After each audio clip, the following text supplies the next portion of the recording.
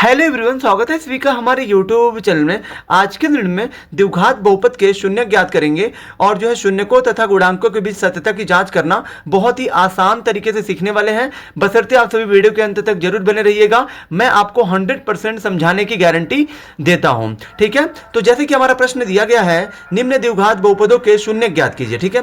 पहले तो हमें जो है इन जो दोनों ही दिए गए द्विघात बहुपदों के शून्य ज्ञात करना है और शून्यकों तथा गुणांकों के बीच सत्यता की जांच करनी है। तो फिर यहां देखिए, पहले तो आप यहां तक का काम कर लीजिए, यानी कि पहले आप बहुपदों के शून्य ज्ञात कर लीजिए। और ये जांच जो है ना, जांच भी मैं आपको बहुत ही आसान तरीके से बताने वाला हूं।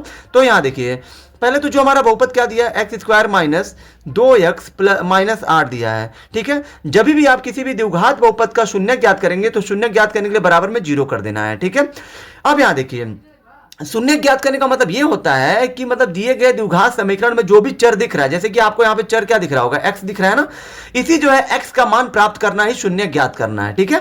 पहले आप शून्य ज्ञात करिए। तो शून्य ज्ञात करने के लिए हम क्या करेंगे, यहां पे इस जो द्विघात समीकरण का गुणनखंड करेंगे, ठीक है। गुणनखंड कैसे करेंगे, यहां पे जो है एक्स स्क्वायर के साथ कुछ नहीं है तो 1 है। आप सभी द्विघात बहुपद का या द्विघात समीकरण का गुणनखंड करना जानते होंगे।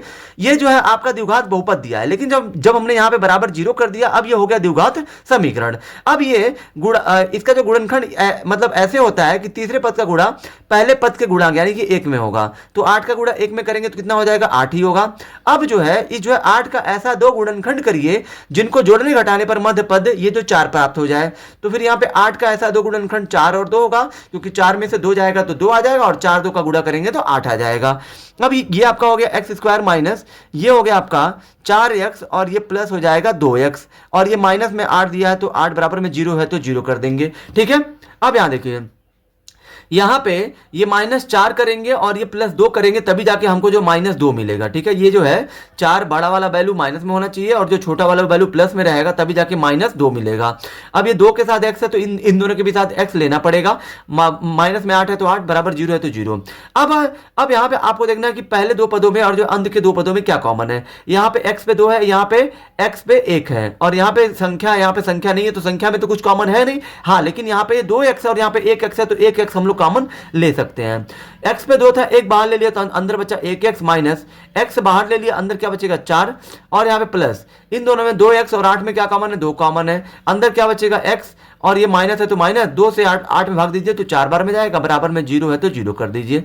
अब यहां देखिए, गुणनखंड का सही नियम यह होता है कि इन दोनों कोष्टकों में के मान बराबर आने चाहिए। यहां पे भी x-4 है, यहां पे भी x-4 है, यानी कि हमारा गुणनखंड सही है। अब जो है आपको क्या करना है, इन दोनों ही कोष्टकों में से एक कोष्टक को बस यहां पे लिखना है x-4, क्योंकि दोनों ये समान है। और दूसरे कोष्टक में इसको लिखा जाता है और इसको +2 है तो 2, बराबर में 0 है तो 0। अब यहां पे आपको क्या करना है, यहां आपको करना यह है, शून्य ज्ञात करने के लिए एक बार जो इसकी तुलना 0 से करनी है, मतलब एक बार x-4 बराबर आपको शून्य कर देना है। तो यहाँ पे x बराबर आपको क्या मिल जाएगा, -4 जाएगा, 0 के पास तो हो जाएगा +4, और जो इसकी भी तुलना शून्य से करिए तो x + 2 बराबर 0 हो जाएगा। तो यहाँ पे x बराबर +2 जाएगा, 0 के पास तो हो जाएगा -2। मतलब आपका एक जो है शून्यक, यहाँ पे आपका एक शून्यक 4 होगा और जो एक शून्यक -2 होगा। अब यहाँ पे आपको जो है सत्यता की जांच करनी है। जांच के लिए यहाँ पे 2 सूत्र होता है, इन दोनों सूत्रों को आपको जो है पता होना चाहिए। पहला हमारा सूत्र होता है जांच करने का, शून्यकों का योगफल। क्या होता है, शून्यकों का योगफल। तो शून्यकों का योगफल बराबर आपका होता है -x का गुणांक और बटे में आपका होता है एक्स स्क्वायर का गुणांक। यहाँ पे आपको लिख देना एक्स स्क्वायर का गुणांक, ठीक है।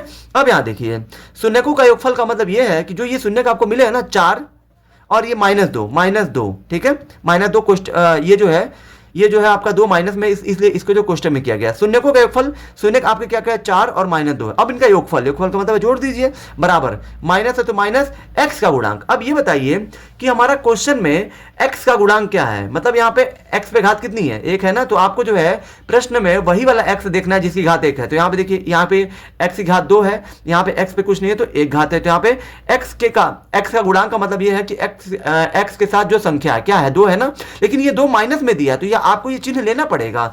ये तो आपका माइनस सूत्र में होता है माइनस, लेकिन यहाँ पे x का गुणांक -2 है तो -2 कोष्टक में कर लेंगे, बटे में एक्स स्क्वायर का गुणांक। तो ये बताइए, यहाँ पे जो एक्स स्क्वायर का गुणांक कुछ नहीं है, क्या 1 है ना, तो यहाँ पे 1 कर दीजिए। अब यहाँ देखिए, प्लस है तो 4 है तो 4, अब ये कोष्टक हटेगा तो प्लस और माइनस का गुणा करेंगे तो माइनस 2 है तो 2 बराबर में माइनस गुणे माइनस हो जाएगा प्लस 2 और बटे में 1 है तो 1 है। अब यहाँ पे 4 में से 2 गया 2 आ जाएगा और बराबर में 1 से 2 भाग देंगे 2 आएगा, यानी कि यहाँ पे पहला हमारा जांच करने पे, पहले शून्यकों का योगफल जांच करने पे बराबर आ रहा है, यानी कि ये हमारा सही है, जांच सही है। ठीक है, अब दूसरा हमारा जांच का सूत्र होता है, ठीक है, शून्यकों का गुणनफल। ठीक है, दूसरा हमारा होता है शून्यकों का गुणनफल होता है। क्या होता है? शून्यकों का यहाँ पे होता है गुणनफल। शून्यकों का गुणनफल बराबर होता है अचर पद, यहाँ पे आपका होता है अचर पद बटे में होता है आपका एक्स स्क्वायर का गुणांक होता है। ठीक है, एक्स स्क्वायर का गुणांक। अब यहाँ देखिए शून्यकों का गुणनफल का मतलब ये है कि शून्य जो आपको मिले हैं 4 मिला है, 4 लिखिए गुणे -2 है तो -2 बराबर अचर पद क्या है? अचर का पद का मतलब ये है जिसके साथ कोई भी चर ना हो। तो यहाँ पे देखिए 8 के साथ कोई भी एक्स वाई जेड कुछ है नहीं है, तो यही आपका अचर पद है -8। यहाँ पे क्या हो जाएगा -8 और बटे में एक्स स्क्वायर का गुणांक। तो यहाँ पे देखिए एक्स स्क्वायर का गुणांक कुछ नहीं है तो 1 है तो 1 कर दीजिए। अब यहाँ प्लस है ना, प्लस गुणे माइनस क्या होता है? माइनस 4 दूना क्या हो जाएगा 8 और ये 1 से भाग दीजिए -8 में तो -8, यानी कि ये भी जांच आपका सही है। जब भी आप सत्यता की जांच करेंगे तो इन्हीं सूत्रों को इन्हीं दोनों सूत्रों का प्रयोग करके आप जांच करोगे। ठीक है, तो अब चलिए हम लोग दूसरे प्रश्न को हल करते हैं। दूसरा प्रश्न हमारा क्या दिया है? दूसरा प्रश्न हमारा दिया है, दूसरा प्रश्न दिया हमारा, इसको यहाँ पे आप ये वाले प्रश्न में आपको जो कंफ्यूजन होगा, लेकिन इसको जो है करना बहुत ही आसान है। ठीक है, शून्य ज्ञात करने के लिए बराबर में 0 कर दीजिए। ठीक है, अब यहाँ देखिए चूंकि ये जो है ये आपको द्विघात समीकरण है ये भी, क्योंकि घात यहाँ पे चर की अधिकतम घात 2 दिखनी चाहिए, भले से वहाँ पे 2 पद हो 3 पद हो, उससे कोई मतलब नहीं है। अब यहाँ पे चूंकि जिस तरह से हम लोग यहाँ पे मध्य पद को तोड़कर गुणनखंड करते हैं, ठीक है, मध्य पद को तोड़कर गुणनखंड करने के लिए 3 पद होना चाहिए, लेकिन यहाँ पे 2 पद दिया है तो यहाँ पे आप कैसे करोगे? तो यहाँ पे हम लोग जो है सर समीका की सहायता से इसका हम लोग गुणनखंड करते हैं। जब भी 2 पद दिया हो तो आप जो है सर समीका की सहायता से गुणनखंड करोगे। ठीक है, कैसे करेंगे? तो यहाँ पे एक्स स्क्वायर माइनस, क्या 9 को मैं 3 का स्क्वायर कर सकता हूं? तो आप बोलोगे हाँ सर कर सकते हैं।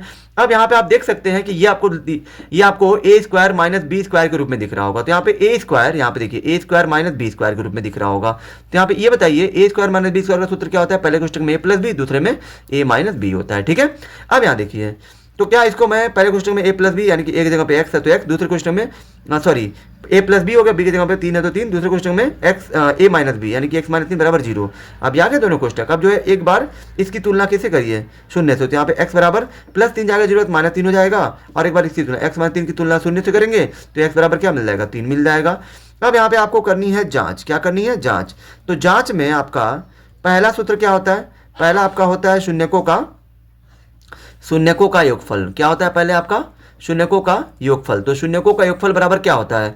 माइनस एक्स का गुणांक, मैंने आपको बताया है एक्स का गुणांक, और बटे में आपका होता है एक्स स्क्वायर का गुणांक। तो यहाँ पे आपको लिख देना है एक्स स्क्वायर का गुणांक। ये बताइए यहाँ पे शून्यकों का योगफल है, मतलब शून्य क्या है आपके? -3 है और ये 3 है, लिख लिए शून्य को हो गए। अब इनका योगफल जोड़ लीजिए बराबर में माइनस एक्स का गुणांक। ये बताइए यहाँ पे एक्स की घात कुछ नहीं है तो क्या 1 है ना? ऐसा कोई एक्स है क्या इस प्रश्न में जिसकी घात 1 हो? तो फिर यहाँ पे आप कहेंगे कि सर एक घात वाला तो कोई एक्स है ही नहीं। तो जब यहाँ पे एक घात वाला कोई एक्स नहीं है तो यहाँ पे एक्स का मान, यहाँ पे एक्स का गुणांक आपको 0 लेना है, क्योंकि ये जो है एक्स पे घात 1 वाला यहाँ पे चर है या नहीं है, तो यहाँ पे इसका मान आपको 0 लेना है, और ये माइनस को नहीं लिखना है क्योंकि 0 कभी माइनस में नहीं होता है। अब यहाँ पे देखिए एक्स स्क्वायर का गुणांक, तो यहाँ पे एक्स स्क्वायर का गुणांक कुछ नहीं, तो क्या यहाँ पे 1 है ना? तो फिर यहाँ पे आप 1 लिख दीजिए।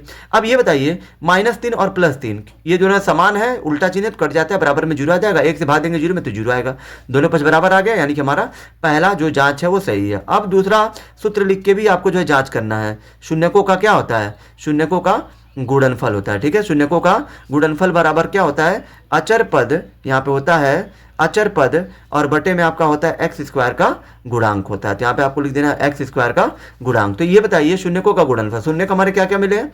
-3 और 3, तो -3 और 3 का गुणनफल बोला तो गुणा कर दीजिए।